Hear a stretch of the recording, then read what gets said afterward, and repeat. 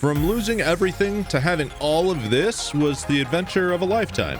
This is a story of heartbreak, a story of determination, a story of ultimate victory. This is the rise and fall of Terrifier, but mostly the rise with only a couple falls, but the falls were really bad, so I had to put it in the title. Our journey begins where we last left off, with nothing. If I was going to survive for any length of time, I'd need to get off the ground. So, for the millionth time, I set out to find a pteranodon worthy of taming. Oh look, one ready and ripe for the taming. This creature, while small in stature and valueless in rarity, offers refuge from the ground that has forsaken me so many times in the past. Its usefulness is priceless to me. I didn't want to stop at just a pteranodon though. 2 pteranodons would be even better. So would pretty much any other tame. I began to explore when my internet unfortunately cut out on me and didn't come back for several hours. I decided that it wasn't my day to be successful, so I took a fat nap and carried on later that evening. I was informed by Kaya and Apex that there was quite a lovely gift awaiting me at my doorstep, and a lovely gift it was. This was incredible. The whole season I'd been refusing help, determined that I could get out of this cursed cycle myself, but I wasn't about to turn this away. Sometimes it's more important to set ego aside and take the help that's offered. Excited, I scurried off to the beach to set up a small base to finally make some real strides towards stability, as my home in Asgard was proving too challenging to start in. I had to spend the first night alongside many fires as the chilling wind cut deep into my bones, forcing me to remain as close to the warmth as possible. Of course, this didn't stop me from collecting the necessary resources I'd need to start a base. After some gathering, I got some wood foundations down, which were a symbol of the start of my new life. I wanted to do some more gathering, but found this alpha raptor. An alpha raptor would end everything I've worked for once again, and I simply couldn't have that. I attempted to lead it further away from my base, but alas, it was in vain. So with it being too cold to continue dealing with, I spent the rest of the night basking in the warmth of my 6 fires, anxiously awaiting sunrise and constantly eyeing my peripherals in case the alpha raptor got close. Daybreak finally came, providing the ambient temperature I'd need to deal with this formidable foe. I didn't want to fight it considering the state of my base and my limited tames, but it was thoroughly distracted by this parasaur carcass. Alphas can't consume corpses, but they sure can try. This was the perfect opportunity to try to take it out and get some much needed experience as well as some decent gear. So I crafted many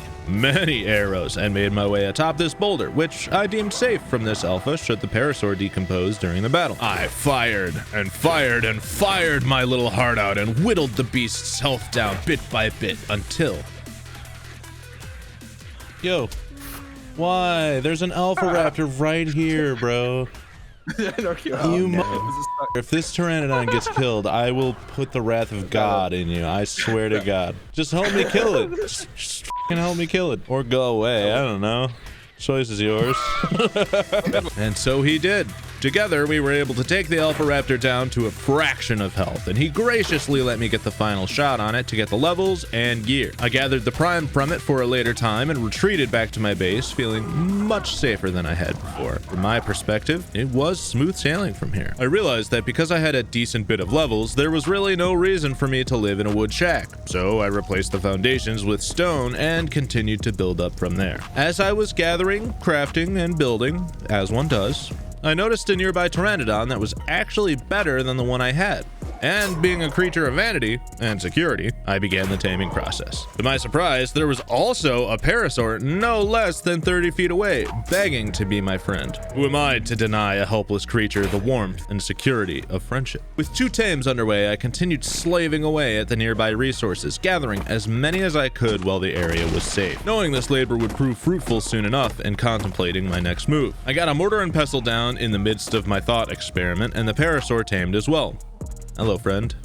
I realized that my location was home to dozens of Andrewsarchus, one of the easiest tames in the game, requiring only honey and a bit of patience. Luckily, I had brought some honey with me from my home in Asgard, so I started taming it. This was relatively painless, and I've tamed a bunch of these before already, so I'll spare you the details. Fortunately, I found another Andrewsarchus in the area and figured I could get another just in case the unthinkable happens, but it gets too close to my tames and became my lunch. Life is hard out here in these streets.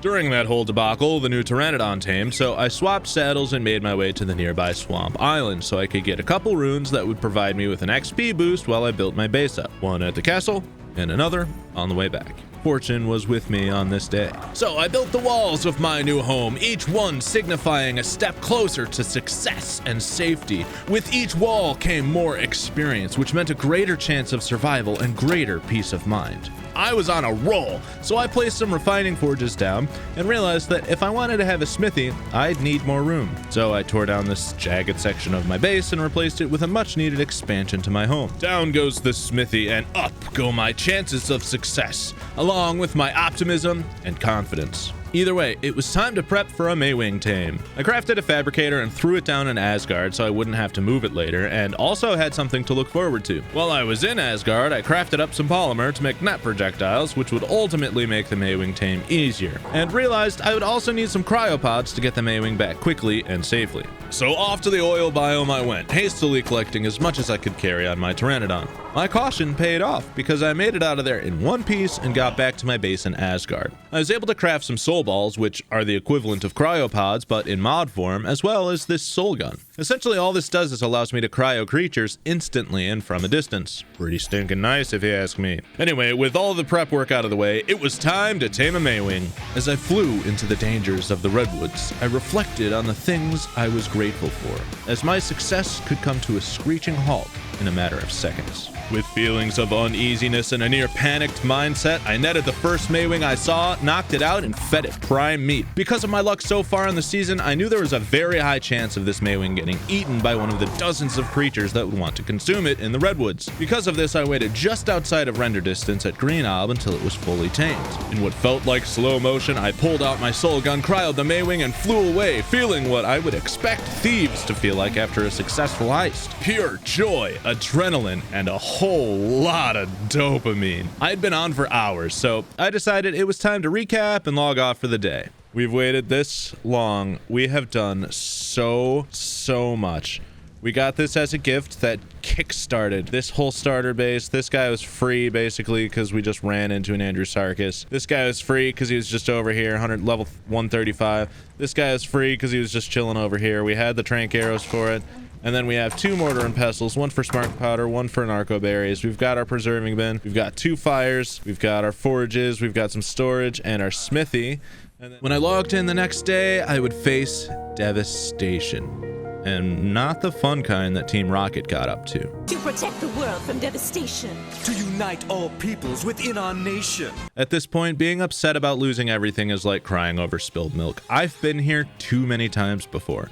But this time would be different. This time, I would be leaving nothing to chance. I had finally learned my lesson and will be the best I can be. There was no sense in waiting, so I started taming a Pteranodon. I was also feeling generous, so I decided to tame the Andrewsarchus that murdered all my pets. The Pteranodon tamed in the meantime, and still not wasting time, I went out to tame another one. This was super simple until it actually tamed and I started getting close to it. A hungry Andrewsarchus was nearby waiting patiently next to it, much like I was. I was able to whistle my new friend to me and escape with minimal damage. I had plenty of cryopods for the amount of tames I had so far, so I decided it was time to place my crown vault so I could start generating some crowns.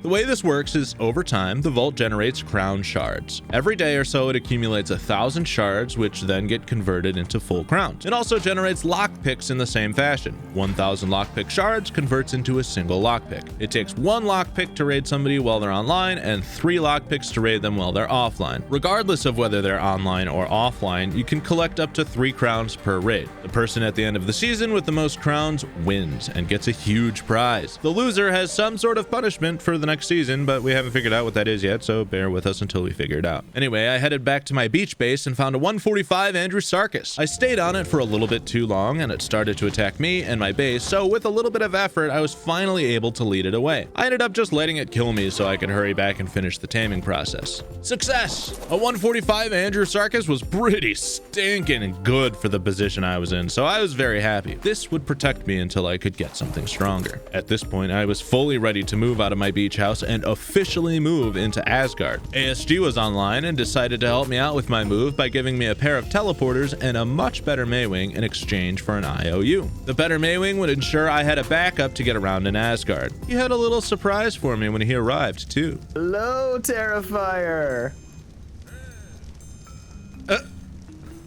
What the hell is this glitch? What? What on earth has happened? Unicorn. The spaceman arrives. Oh my goodness. Yes. It's for real, for real. Unicorns What? are now even more magical. How? I'm still training this one, so he's not really obeying You me look or the so laws of happy. very well. Look at that face. Is this glitched Oh, from your yeah. base? Or is this So here's something the unicorns thing. can do now? Unicorns can now fly. I'll show you, but I have to get him to stop doing this first. Just gonna see if I can. All right, yeah. Don't ever try parallel parking a unicorn. Let me tell you what. My All right, goodness. let's try this. Here we go. It's magic time. So with Kraken's better dinos, you can grow wings. It's a on Pegasus. unicorn. And it's a Pegasus. Yeah. What? This is how it's supposed to be. I agree, dude. And That would make unicorns worth it to Right? tame. Oh my god, it's shitting rainbows. they are, and those rainbows have a passive heal effect. So it's almost like a Daedon. I don't know how strong it is yet. Heal me. Oh yeah. That's incredible. Once he left, it was go time. I placed the teleporter in the middle of my base, collected everything I possibly could, and teleported to Asgard with it all. Moving from my beach house to Asgard was actually really easy because of the teleporters, so I was able to rearrange all my structures and make my house look like a home. This was a win I absolutely needed. My mentality would surely suffer if I had taken another major loss, so I was extremely grateful for the help my fellow monarchs provided for me. I'll have to leave a note for myself to make sure I make it up to them. Anyway, it was time to make sure my base was fully protected, so I crafted some thatch foundations, spammed them around my village, and sealed up the entrances. This would ensure that no creatures spawned inside the village walls and that nothing would wander inside as well. Next, it was time for an Anki, because my metal harvesting had been subpar since day one. Harvesting with a metal pick is not only inefficient, it's rather annoying and slow. Either way, I was able to manually accumulate enough resources to place my first generator and my first fridge, which were very welcomed upgrades to my preserving bin. I also decided I should probably get some crop plots down, regardless of whether I had the means to actually plant anything in them yet, because it would help remind me that I need to finish the process. I also decided to get my Maywings breeding so I would never have to lose everything ever again, and during all of that, I found that the taming tracker on the Anki had disappeared. So I did some investigating into why that could be. Rex.